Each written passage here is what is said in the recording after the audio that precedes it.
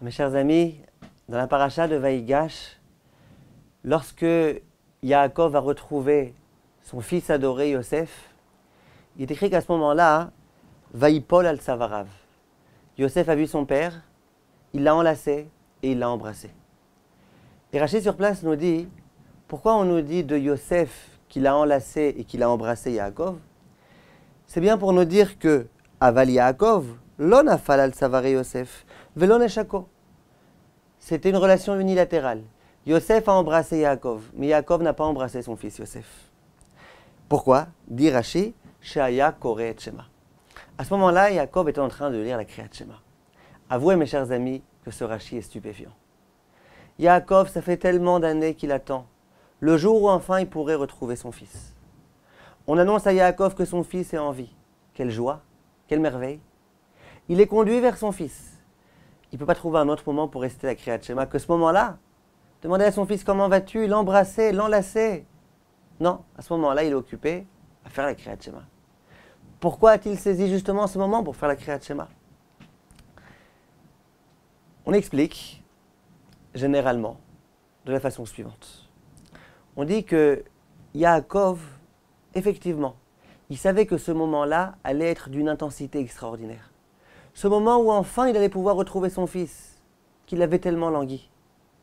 Et il s'est dit, ce moment-là, un moment d'une telle qualité, un moment d'une telle dimension, c'est dommage de le perdre. Je ne sais pas si dans ma vie il y aura d'autres moments d'exultation tellement grande. C'est un moment qu'il faut réussir à saisir. Comment saisir ce moment? Comment faire en sorte qu'il ne nous file pas entre les mains? Il faut se servir de ce moment-là en l'honneur de Dieu.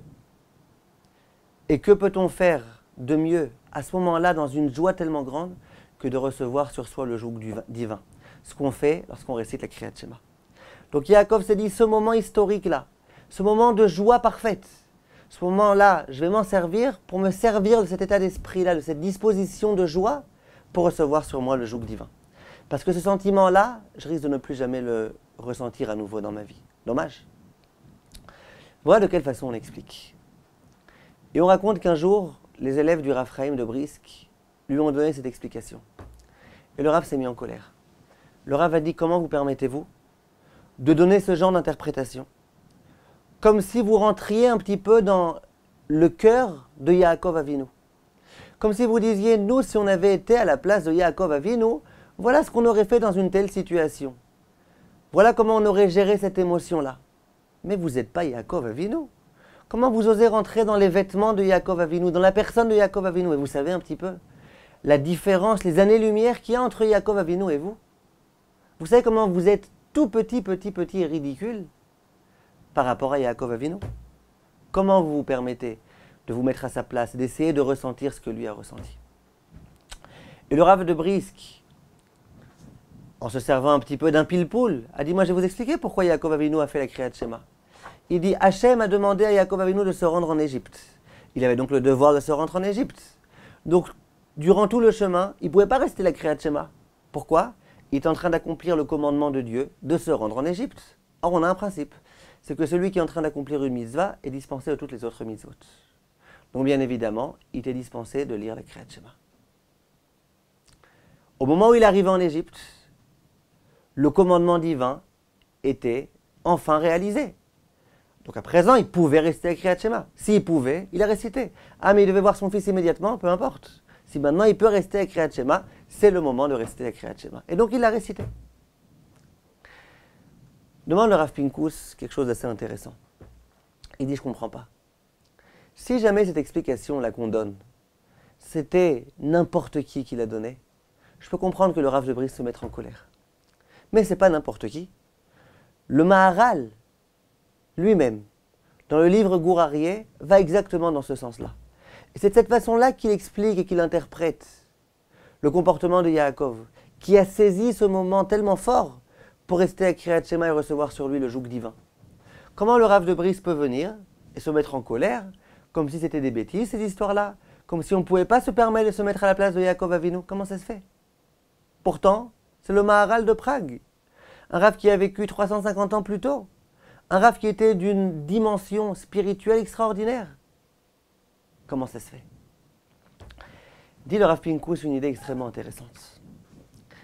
Il dit il faut bien qu'on comprenne que lorsque Hachem nous a créés, nous étions purs. Lorsqu'on était purs, ce n'est pas simplement que notre intellect était pur, mais nos sentiments aussi. Le sentiment que le juif ressent, c'est quelque chose de pur. Le juif a été créé à l'image de Dieu. Ces sentiments, ça fait donc partie intégrante de la Torah. La façon dont un juif ressent tel et tel événement, la façon dont il vit tel et tel événement, c'est comme ça qu'Hachem l'a créé. Donc ça fait partie intégrante de la Torah. Plus que ça. De la même façon que Yaakov Avinu a été créé à l'image de Dieu, de la même façon nous aussi on a été créé à l'image de Dieu. Donc ce que Yaakov Avinu était capable de ressentir en tant que bon juif, nous aussi on peut être capable de ressentir. Bien sûr à notre niveau. Bien sûr qu'on n'est pas de la dimension de Yaakov Avinu. Mais on parle un petit peu du même domaine. Nous on a été créé avec des sentiments humains. Et Yaakov Avinu a été créé avec des sentiments humains. Donc pourquoi on ne pourrait pas essayer de se permettre de ressentir ce que Yaakov Avinu a ressenti? Bien sûr qu'on peut. On ne ressentira jamais exactement ce qu'il a ressenti puisqu'on est beaucoup plus petit que lui. Mais essayer de comprendre à notre niveau ce que lui a ressenti à son niveau, bien sûr que c'est ce qu'il faut qu'on fasse. Et c'est ce que le Maharal a fait. Lorsque le Maharal a dit Yaakov Avinu à ce moment-là savait qu'il allait être extrêmement heureux et il a voulu se servir de ce moment de joie ultime pour pouvoir recevoir sur lui le joug divin, c'est que le Maharal se disait un juif doit essayer à son niveau de ressentir ce que les grands et ce que les géants ont ressenti. Et ça fait partie intégrante de la Torah. Et lorsque la Torah nous a donné l'enseignement que Yaakov récitait la Kriyat Shema, c'était entre autres pour qu'on comprenne cela. Il n'y a aucun problème. Alors pourquoi le Rav de Brisk s'est mis en colère? Dit le Rav Pinkus, c'est parce que entre l'époque du Maharal de Prague et l'époque du Rav de Brisk, il y a eu 350 ans qui se sont écoulés. Pendant ces 350 ans, il y a eu tout type de culture, tout type de médias qui ont commencé à envahir le monde, tout type de données, de philosophie, de choses qui ont pu, au fur et à mesure, nous déconnecter complètement de la façon dont on a été créé. C'est-à-dire qu'à l'époque du Gaon, à l'époque du Maharal, et le Maharal en particulier, le Maharal, lui, oui, effectivement, il a été créé à l'image de Yaakov Avinu. Il a été créé à l'image de Dieu. Les sentiments du Maharal de Prague, ils se rapprochaient énormément de ceux de Yaakov Avinu, bien évidemment, chacun à son niveau. Simplement, le Rav de Brisk disait à ses élèves, vous, tout d'abord, vous n'êtes pas le Maharal de Prague. Alors, ayez l'humilité, la modestie de le reconnaître. Et en dehors de ça, regardez combien de temps il s'est écoulé entre le Maharal de Prague et vous. Et durant tout ce temps-là, il y a eu non seulement la Yerida Tadorot, le fait que plus ça va, moins on est grand, et moins on est important, et moins on est spirituel. Mais en dehors de ça, regardez la différence entre vous et lui. Lui, vous pensez qu'il écoutait la radio. Lui, vous pensez qu'il écoutait ce que les philosophes avaient à lui raconter. Lui, vous pensez qu'il se laissait influencer par ses contemporains. Pas du tout, il était complètement imperméable à tout ça. Donc lui, bien évidemment, son esprit, c'est un esprit de Torah. Son cœur, c'est un cœur de Torah. Tout son être, tous ses sentiments, tout procédait de la Torah. Donc il pouvait essayer de se permettre de comprendre la façon dont Yaakov fonctionnait. Mais vous, mes élèves, qui écoutez la radio, qui lisez les journaux, qui entendez tout type de personnes qui professent des propos qui sont complètement à l'inverse de la Torah, vous pensez que vous ne vous laissez pas influencer? Et finalement, alors qui vous dit que votre cœur, c'est vraiment votre cœur? C'est vraiment le cœur pur avec lequel Akadosh Baruch Hu vous a créé? Qui vous dit que votre cœur, il a encore une appartenance avec le cœur de Yaakov Avinu? Peut-être que pas du tout. Parce que vous êtes complètement déconnecté de ça. Et donc, vous ne pouvez pas vous permettre d'essayer de donner une interprétation au comportement et en tous les cas au sentiment de Yaakov. Voilà comment le Rav Pinkus s'explique. Et il dit qu'il y a beaucoup de commentateurs qui n'ont pas été d'accord avec le Rav de Brisk et qui ont dit que jusqu'au jour d'aujourd'hui, c'est vrai que malheureusement notre tête, c'est plus exactement notre tête, notre esprit, c'est plus notre esprit. Notre vision des choses, elle a été altérée, elle a été falsifiée, elle a été abîmée.